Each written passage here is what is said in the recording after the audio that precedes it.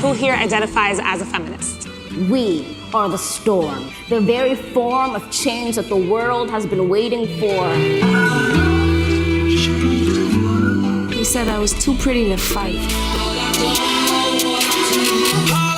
And that's toxic masculinity. You don't realize how your behavior is harmful. So modern feminism is two things. One, don't have kids. They're gross. They have bizarre arguments like they stretch out your, which is not true, by the way. So that's one thing. And then the other is get a job. They hate their jobs. Their jobs are stupid. Their jobs are bad for the economy. They're a weird form of charity where girls who grew up playing house are now playing work. And the kid thing is particularly sad because women are better with kids than men. I'm pretty good. I'll play catch with you. We can fight on mommy's bed. I'll chase you around the house and stuff. But as far as like constant love and affection and making a home, I'm not great at it. I'd rather read the New York Post. And the other thing too is when girls and boys become adolescents, we kind of drift apart a bit because I'm the Nazi. I'm Mr. Rules. I define the curfew. I define the punishments. So I'm a cop. And no one likes cops, especially criminals.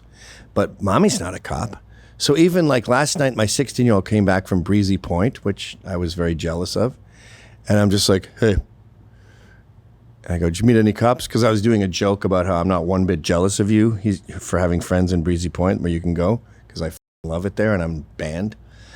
And I go, do you see any cops there?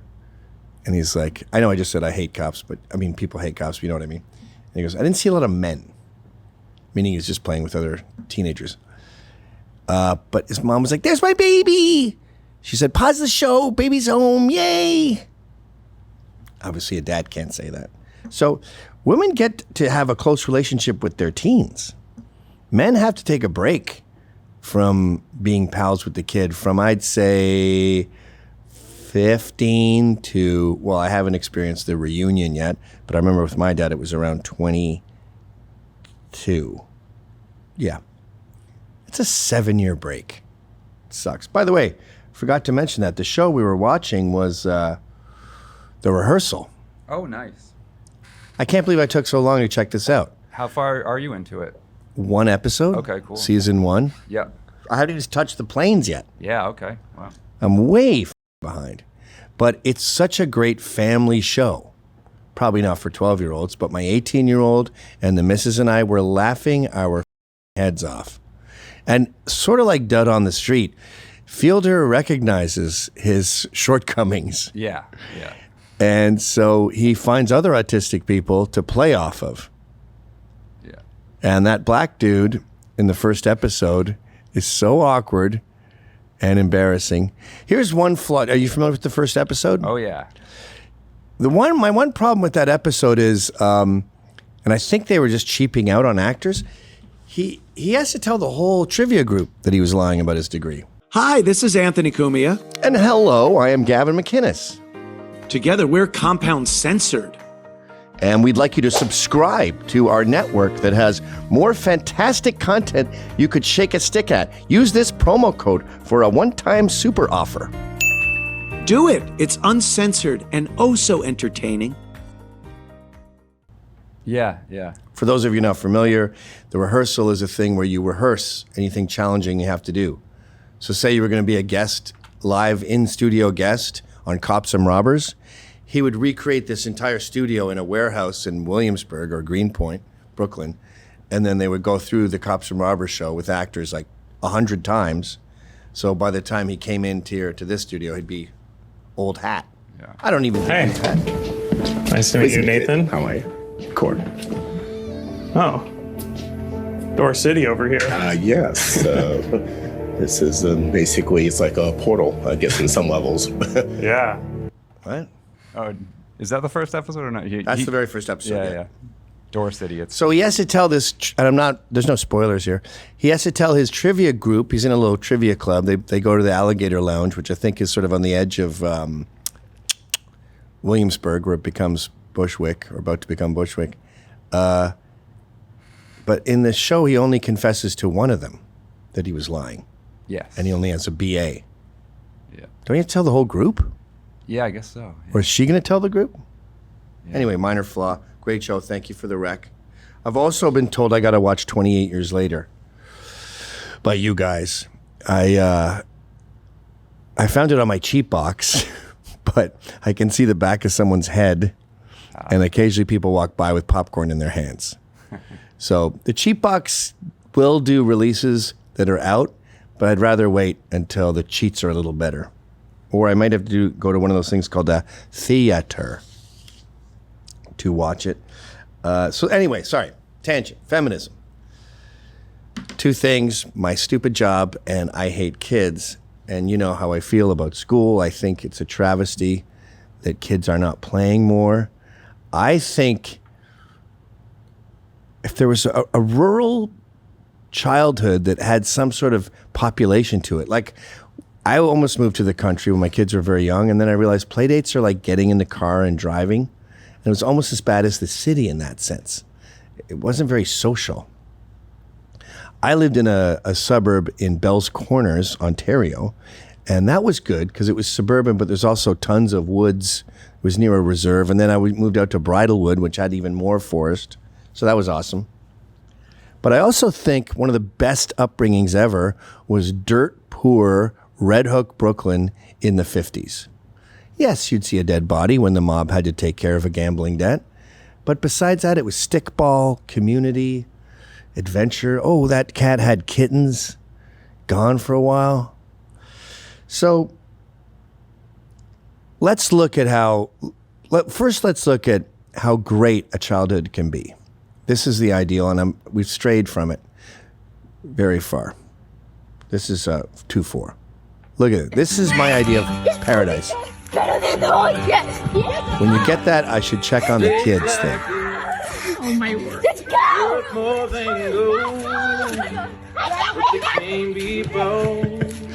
She's like 10. Come on, I got to show you this. It's a mud pit.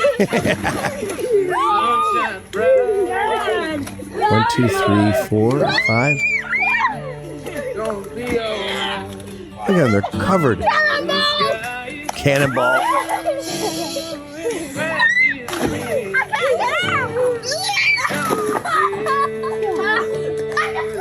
How great is that? So ladies, this is what you're saying no to. And a lot of us with kids have also inadvertently said no to that. But there's a paradise waiting out there, and you just saw it. Why are we eschewing that? So let's go back a step. I know that's very hard to acquire. You got to find a rural area with lots of kids. You have to make a lot of kids. 1 is for losers, 2 is for 3 is a bare minimum, 4, 5, 6, awesome. But here's a good start with your baby at home on a mattress. This is pretty fun too. It's no mud party, but it's pretty good.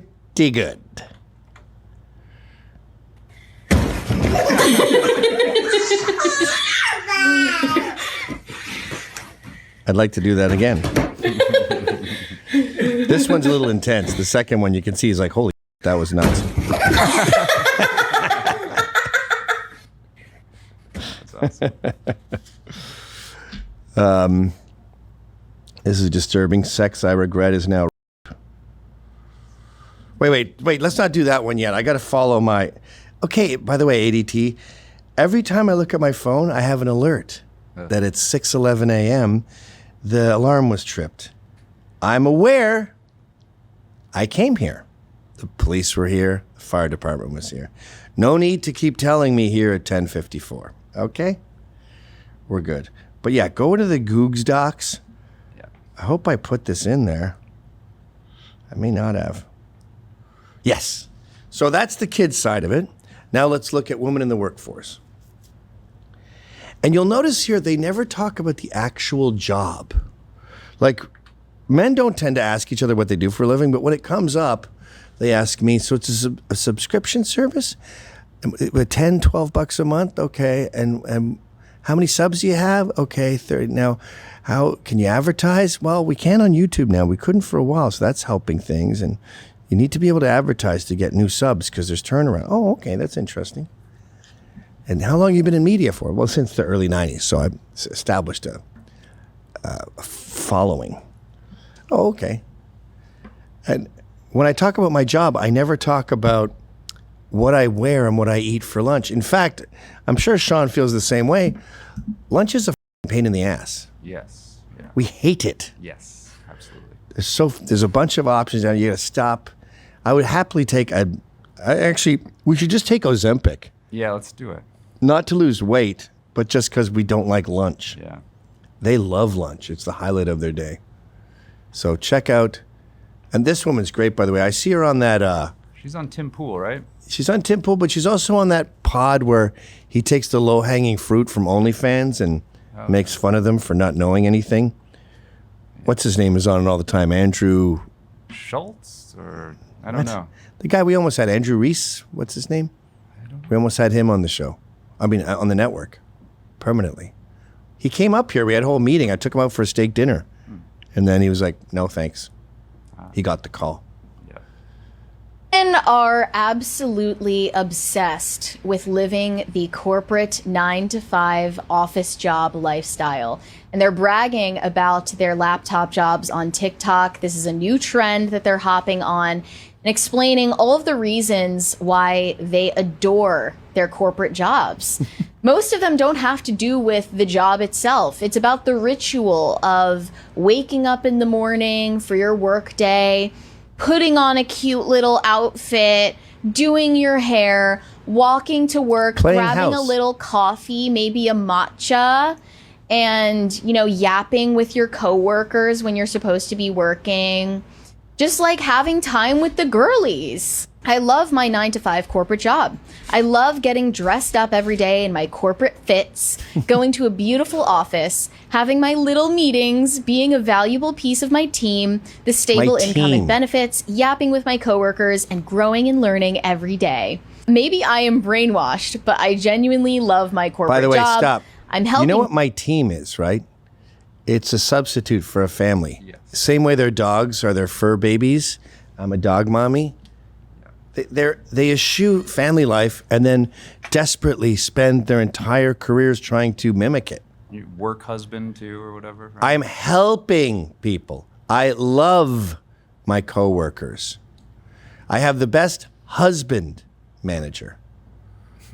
People. I love my coworkers. I have the best manager, and I make $30K more than my previous job, which I was miserable at. I'm eating a Craig's cookie that my company catered after I just had a burrito bowl my company also catered because we get free lunch every day. I literally a pizza party. love it here. It's a pizza party every day. Women are absolutely It's fake happiness. And then what was the other thing there? Oh, yeah.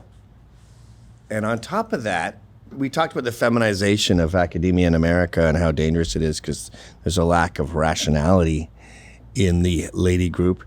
And the other, this is a totally separate problem now, forget the work and the baby thing, is this rampant over-sexuality and everything that moves. It's not natural for them. It's natural for I don't even think it's really that natural for men. They always argue like men are horny and they can't have one partner. I don't know. I used to everything that moves. Back in the back of my head, I was like, I can fix her. This is going to be the one. Even like some total whore in a back alley. Even some chick who dumped a load on me and then just walked out the door. So there's a lot of misaligned instincts here. You want a baby, you get a dog. You want a family, you have a work team. You feel bad that you're a complete your entire 20s.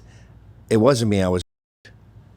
And that's bad because men get punished for we don't like in society. We have serious laws. We throw you in jail. And it seems like with a lot of these younger sluts, their attitude is, if I regret it, it was. 26. I had a homegirl, right? She had an encounter with a guy. She was on him. She hella liked him, whatever. She called me the next day. She was like, yeah, we did woo woo. And I was like, cool, right? A year or so passes. She meets a guy that she's really serious with. And then she's like, so I was thinking about that one guy I was with, and I think he raped me. And I was like, you totally wanted him. You totally called me. You totally told me all the details. Yeah. Like, Damn. what do you mean right now? But I think it was like the shame that I think she felt that she allowed herself to go there. And then when she met a terrible serious tattoo. guy, I think to herself, she was trying to make it seem like he overstepped or whatever. But he was like way tossed and she wasn't way tossed. Like she was fine. I think about shit like that. And I'm like, God forbid my sons were to have an encounter with a girl. She fully is, Wait, stop. you know. Isn't that weird? God forbid my sons. Yeah. This could affect me detrimentally. How about morality and justice? Is it okay then if you only have daughters that women are going out there lying about rape? No. Are they wearing socks? Gross. Yeah, looks like it. Go ahead. Fine with things. And then years, months later is like, the shame that I feel is uncomfortable. So I'm just going to say that you took advantage of me. Hell no. Hell no. Hell no. So, if you enjoyed that clip, Then subscribe to Compound Censored using this promo code.